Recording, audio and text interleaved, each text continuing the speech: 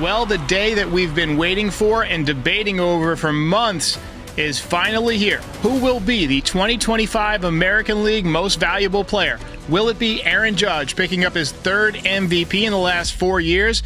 Or will Cal Raleigh's record-setting 60 home runs as a switch-hitting catcher put him over the top and dethrone the captain? You'll find out next, and we'll react to it live. This is Pinstripe Territory.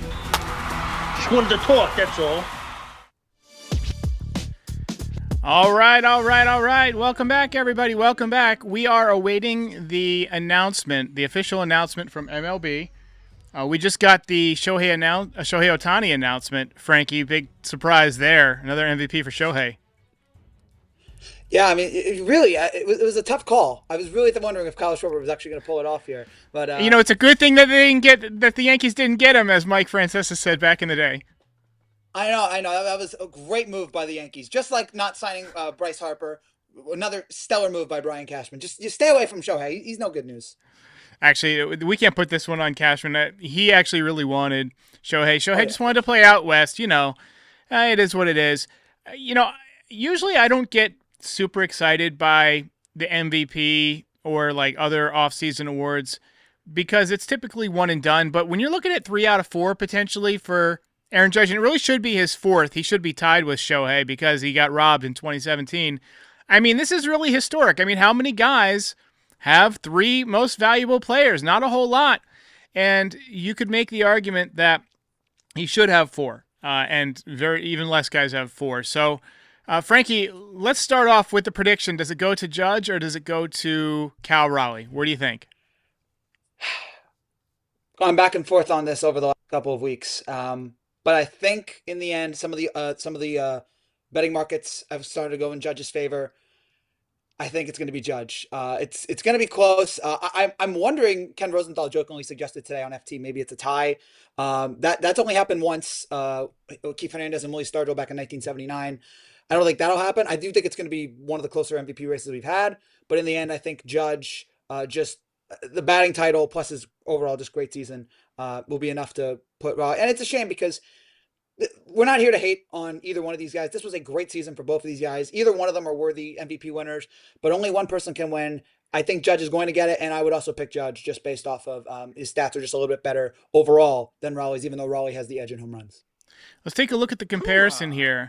So Judge leads in FWAR 10.1. He had 30 doubles. He had a 457 on base percentage, 372 total bases, 331 batting average. He was the tallest tallest batting champion ever. So I'm a little rusty, Frankie. During the season, I do this every single day, but when I'm doing it once a week or twice a week now, I can't get the garbage out of my mouth.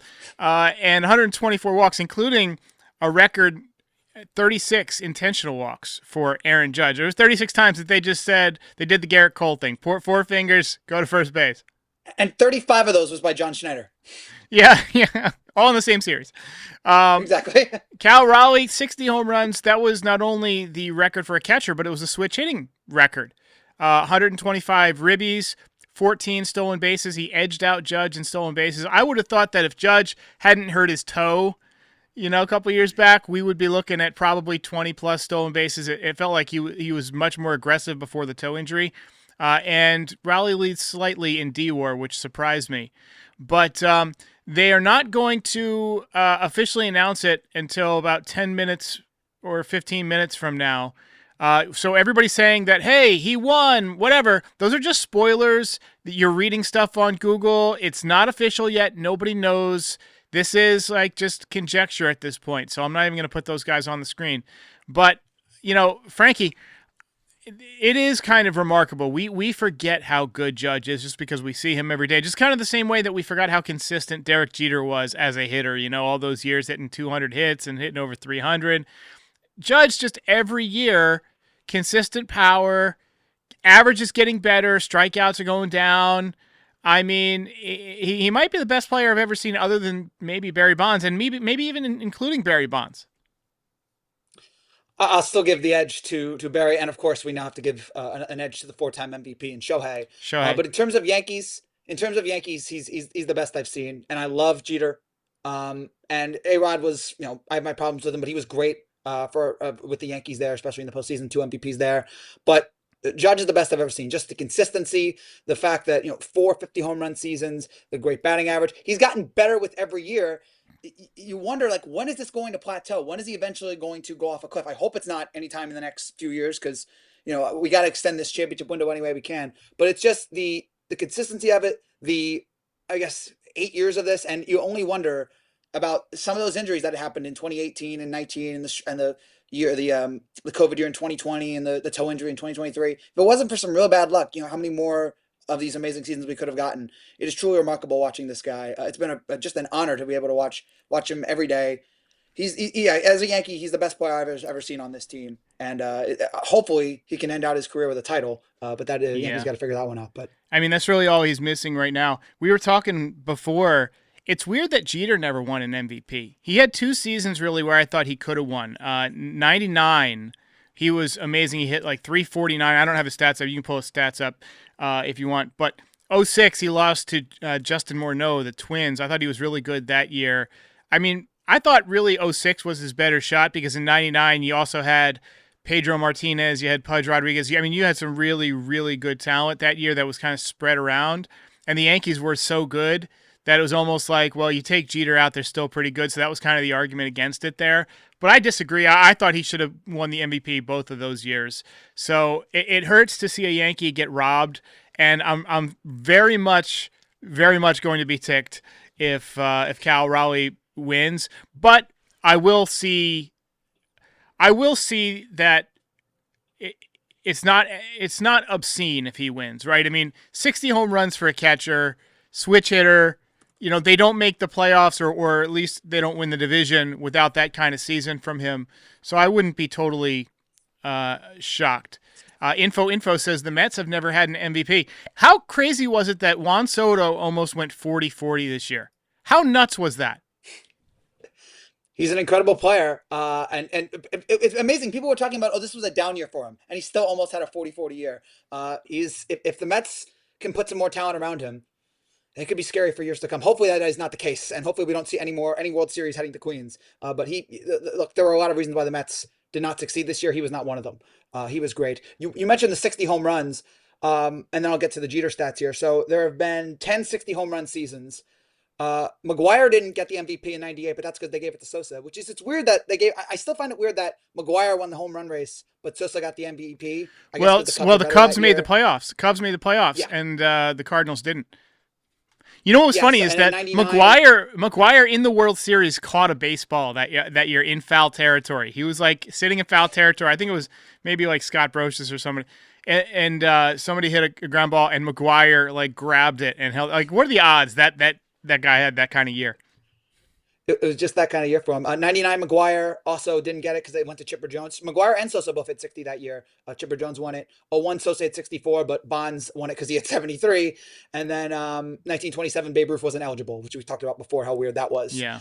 But 1999, we talked about this. Jeter was leading the American League in WAR among position players and 8. And he finished 6th in MVP voting, even though he had 219 hits and 24 home runs, 102 RBIs. But nowadays he would not be finishing 6th. He would definitely be in the top 3. And we'll get to 2006 in a little bit. But you wanted to show us here these comparing Judge and Raleigh here with their stats. This comes courtesy of our friends over at Foul Territory. They sent this over, and we're waiting the decision. I noticed that Jose Fernandez didn't even show up. He decided, or did I say Ramirez? Jose Fernandez definitely didn't show up. Jose Ramirez, that was bad. That was in bad taste. I'm sorry. Jose Ramirez didn't even bother showing up because it's a 2-man race, so he's not going to be on the broadcast. Right now they're talking to Cal Raleigh. They got Judge on the couch in his black turtleneck, with the bling going. But let's take a look at the stats here. So I guess they went by Baseball Reference here in WAR because it's lower than what I saw for F-WAR. So Judge 9.7 to Cal Raleigh 7.4. Offensive WAR, Judge was 9.4 and Raleigh was 7.7. Judge 137 runs to 110 for Raleigh, 179 hits to 147 for Raleigh, more doubles, 30 to 24, more triples, 2-0. He lost in home runs by 7, 60 to 53. He lost in RBIs by 11, 125 to 114, and he lost in stolen bases by 2, 14 to 12. Yeah, so it's just been mostly Judge the rest of the categories. Walks, strikeouts, average, on-base percentage, slugging, OPS. So I'm going to go ahead and turn on the volume here so that I can hear it when it gets announced. But we should have an announcement here coming up after this break. And we'll see, like, who hands out the award, right? If it's like Ken Griffey Jr., it'll be Cal Raleigh. If it's Derek Jeter, it'll be Judge. So we'll see. They said 10 more minutes. So we'll see. We'll find out. This is very exciting. What do you think about the idea of having the MVP? I've always thought that they should have the MVP during the postseason, kind of like the way the NBA does it, the way the NFL does it. I'm assuming it's for like to get people to talk about baseball in November. But like, how great would it be if either Judge or Raleigh was able to hold up that MVP trophy in New York or in Seattle? That would be cool. I like that. And I think there's a misconception. A lot of people think, like I've seen this in the comments a lot, well, got to factor in the postseason stats, right? Because, Raleigh went farther, had, more home runs in the postseason and so forth. But no, these votes have to be in before the postseason even begins. I like the idea of having a, kind of a thing to keep people interested in November, because free agents aren't signing yet, right? Unless you had like a period right now, like this week, where it was like a trade window or something, like you have to get your trades done before the winter meetings. It's like what if there was like 2 solid weeks, right, where all the trades had to be made, and in between you could do free agency, and then afterwards, like, it's just you prep for the season. It's like the Rule 5 draft or whatever. I like the idea of the frenzy. That would be a nice idea, but that would be just. Didn't we kind of have that when the lockout happened in 2022, and then we had that like crazy blitz of guys signing because there was such a short free agent period. I'm imagining we're going to have that in 27 whenever baseball comes back, so we'll have a reprise of that. But it's just something I've always wondered, because I feel like I understand why they did it, but I also wouldn't mind the idea of like before postseason game, these guys handing out the MVP trophies, and so that people aren't confused with like, you should factor in the postseason. This is to point out, no, you don't factor in the postseason at all. It is a regular season award. But Caleb Siegel, and it's been successful. Caleb Siegel says, "Can you put it on the screen? I cannot broadcast I do not, contrary to popular belief, have the rights to broadcast the MVP award for Major League Baseball. I would lose my channel. So instead, we're gonna have it on the TV off screen, and I'm gonna react to it in real time. But first, we're gonna have a quick reminder to subscribe, and then a quick ad from Huel. We will stay on the screen, and then hopefully when we come back, we'll be approaching the final. Hey, just a reminder, get that like on, get that subscribe on, smash those buttons so you can join us for every single episode all year long. Kratz Pop Quiz. What has 35 grams of protein, 6 grams of fiber, 27 essential vitamins and minerals, comes in excellent flavors like, of course, chocolate, vanilla, but chocolate peanut butter, my favorite. No added sugar, gluten-free, under $5 per meal, and is ready to drink. Go out the house, get yourself a Huel. Look at you. You even have one right there. Ready to smack that, John? Chocolate peanut butter, chocolate, and vanilla. Deliciosos. Also, there is a new Daily Greens ready to drink. 42 vitamins, minerals, and superfoods. Only 25 calories on that one. 4 grams of fiber. There's flavors like blueberry, apple, peach.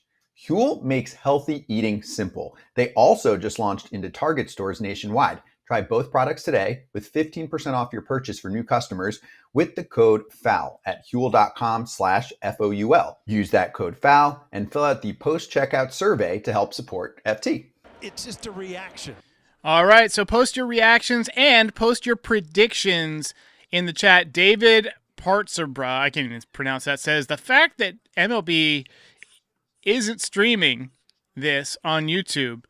Yeah, I mean, I agree with him. That's a missed opportunity, but they want people to sign up for MLB Network. I feel bad for Jose Ramirez. He had another really good year. He's one of those guys who always gets kind of overshadowed. He always has great numbers, and then doesn't win the MVP. Yeah, it's disappointing. Again, he's been great for them for the last few years, but it was a two-man race this year. Like I feel bad, as you mentioned. I feel bad for these like runner-ups. Like Bobby Witt last year had a great year, and he had no chance against Judge. You can do as well as you can, but some of these guys just have these otherworldly seasons, and that's what we saw this year from both Judge and Raleigh. I do want to just point out, because I teased before the break, the '06 AL MVP. So Morneau beat Jeter by 14 votes. Morneau had 34 home runs, 130 RBIs, a 321 batting average, and his WAR was 4.3. Jeter, 14 home runs, 97 RBIs, a 343 batting average, and a 5.6 WAR. So So that's beat him in something WAR. that would be, yeah, that'd be something that would be very interesting to see how that award would be done with writers of today. Like if you could Yeah. get the right, that would be actually kind of a cool thing. I don't know if they'll ever do it, but like have the writers of today vote on previous awards and like who they would have winning it. Because I would imagine that might be different. Or I mean, it's weird, like guys who had like a higher WAR that year, like Travis Hafner had a 5.9. Johan Santana had a 7.6. Grady Sizemore 6.6. They're way down on the list, and I'm wondering with today's metrics if it would be different. Yeah. Samuel S. says it's clearly Cal. I'm going to go ahead and disagree. I don't think it's clear, but I don't think that it's necessarily a shoo-in for Judge either. So we're going to find out in the next couple of minutes. We're over 1,000 in the chat. I want to remind everybody to like, to subscribe to the channel. Frankie and I are going to be here a lot next year, kicking off every week. I'm here after every single game all season long.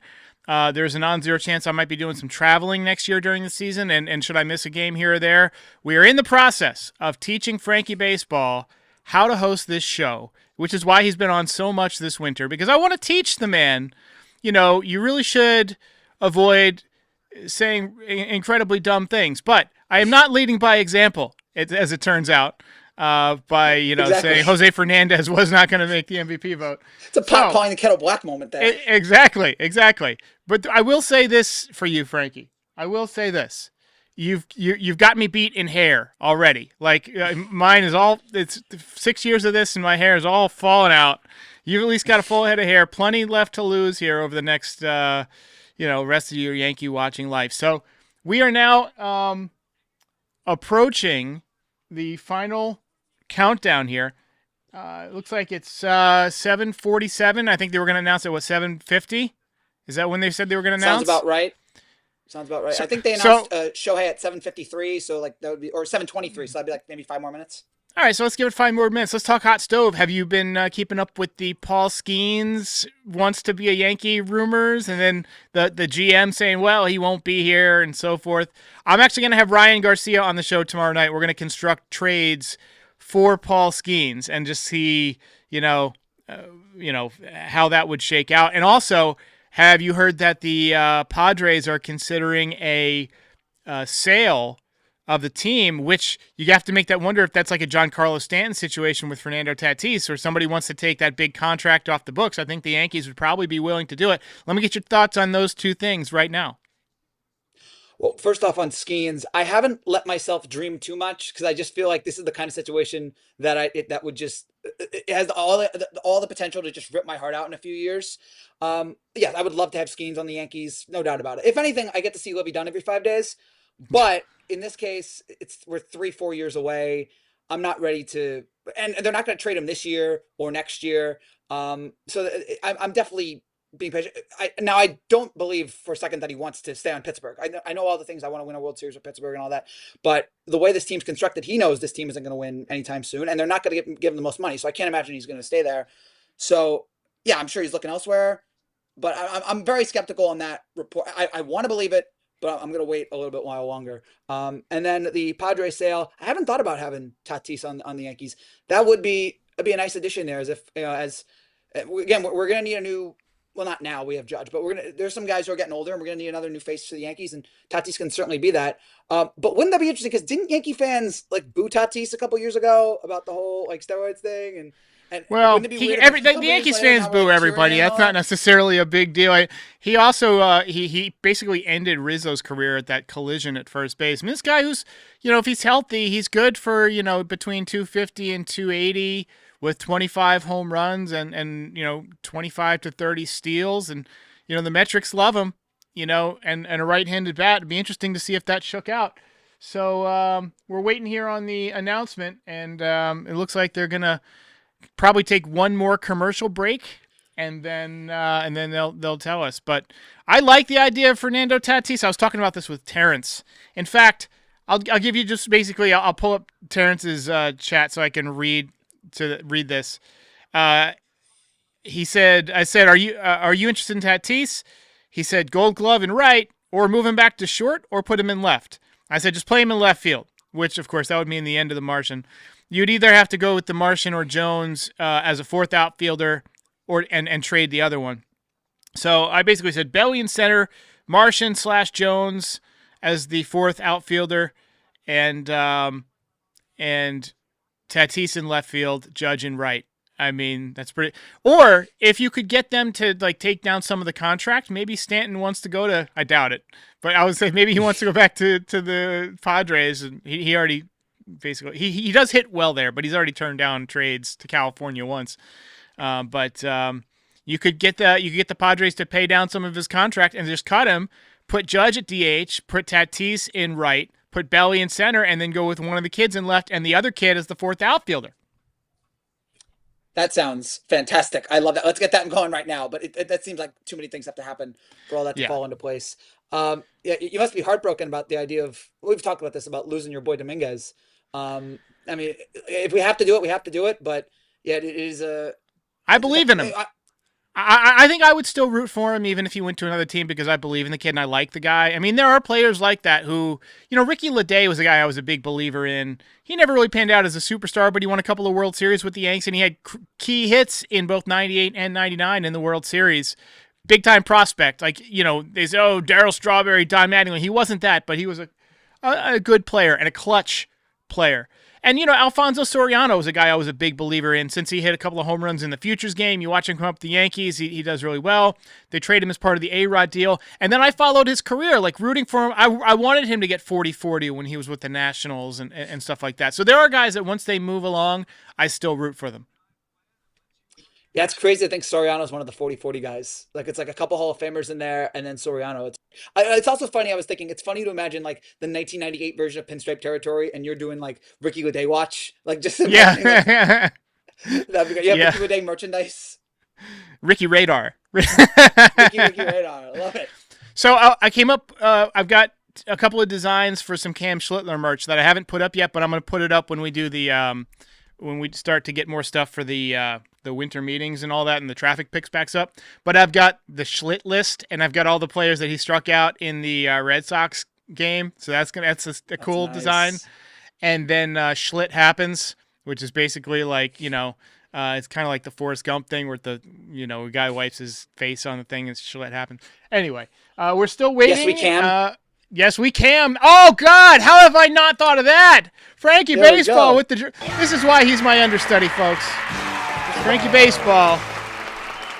Nice. Egyptian says, when are they going to announce it? I'd imagine in the next couple of minutes because we're right at about the time that they announced it for Shohei, about 23 minutes past the segment beginning. And they're going to want to have time to interview the winner, and both winners were in studio, so they're gonna want to have. I hope that Judge like wins and then just goes up to Raleigh and like flexes like yeah, like Ric Flair, whoa yeah, woo, woo, yeah, limousine riding, jet flying. Yeah, that would be the most personality Judge has ever shown by a long shot. Yeah, I want him to just do something totally unjudge like and just spike the football, man. Just hang on the rim for a few minutes. So, gosh. Yeah, we're going to find out here pretty soon. What are your thoughts on Clase getting suspended? I mean, it had to happen. I don't understand. I saw some Cleveland fans wondering, like, I don't know anything about it, but, like, do you think that he was, like, throwing last year's ALCS? Like, because he was not great last year in the postseason. Was he throwing last year's postseason because he was trying to, make some I hope not, man. It's hard to give up back-to-back home runs. Thank you, Clase. Whether you're throwing it or not, thank you for how bad you were. Okay, so Don Mattingly is here to make the announcement. That makes sense. Let's go. Donnie Baseball. He needs to bring the mustache back. His cat sleeping behind him. This Don Aaron Judge, MVP!